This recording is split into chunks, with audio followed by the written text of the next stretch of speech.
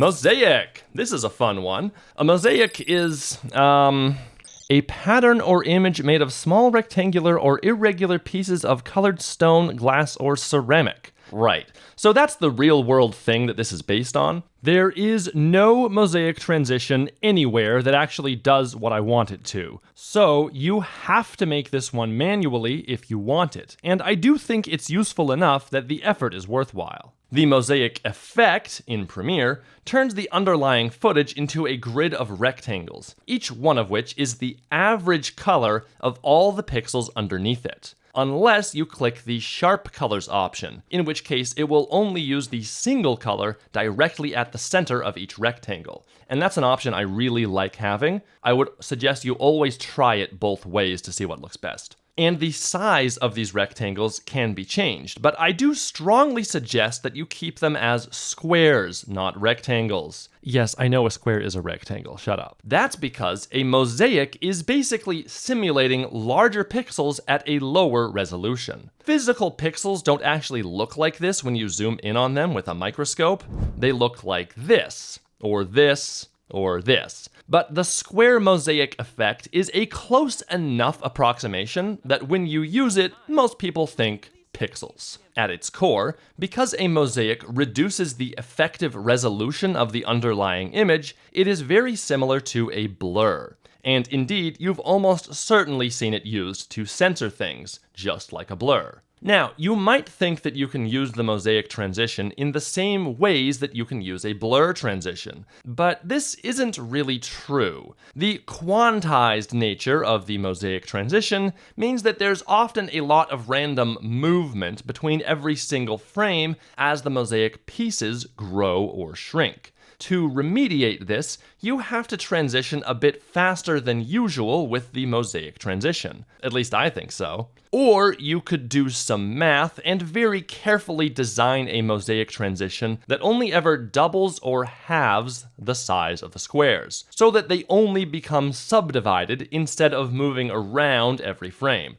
If that didn't make sense, don't worry about it. Also, the Mosaic Transition doesn't work as well when used on objects smaller than the frame, which is something that blur transitions excel at. How fast should it go? This is generally a faster transition than usual, so less than 12 frames at 30 FPS. And that's all that I have written about it? Wow. Yeah. Sound effects! Since this is a pixely looking transition, it works well with computery sounding sound effects. I have lots of them, but I wish they were higher quality. Keep in mind that pitch shifting works really well on beep sound effects, so you can have a lot of fun with that, and make some cool stuff. Like, you can pitch shift up and then back down during the Mosaic Transition, but again, keep it subtle. Where to get it? New Blue has a Mosaic Transition, and as usual, it's disappointing. Talking about it would be a waste of time. There's not even a way to use regular hexagons, rectangles, or squares. The Maxon Universe Mosaic Transition is not a mosaic. It's just a colored square overlay with some dissolves?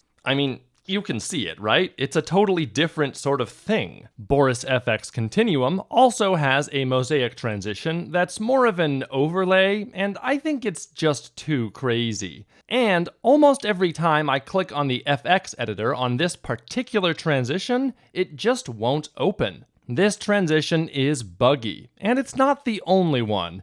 BCC Lens Flare Round failed so hard that I had to disable it completely just to be able to open a project that contained it. So Boris FX definitely has some bugs to squash. But then when I opened the project, it seems to be working again, so I don't know what's going on. Film Impact does not have a Mosaic Transition, so I sent them an email requesting it. Maybe by the time you watch this video, they'll have one. Premiere Pro has stock Mosaic in and Mosaic out presets, and they're mostly terrible. It's much better to make your own, keeping in mind that the greatest visual change is early in the transition. Well, as you're closer to the smaller numbers. So you need to use a curve that accounts for that. I'd also suggest that you do this on an adjustment layer above everything, instead of directly on your footage. If you must use it directly on your footage, you'll need to make a cut and delete the mosaic effect on the rest of the clip,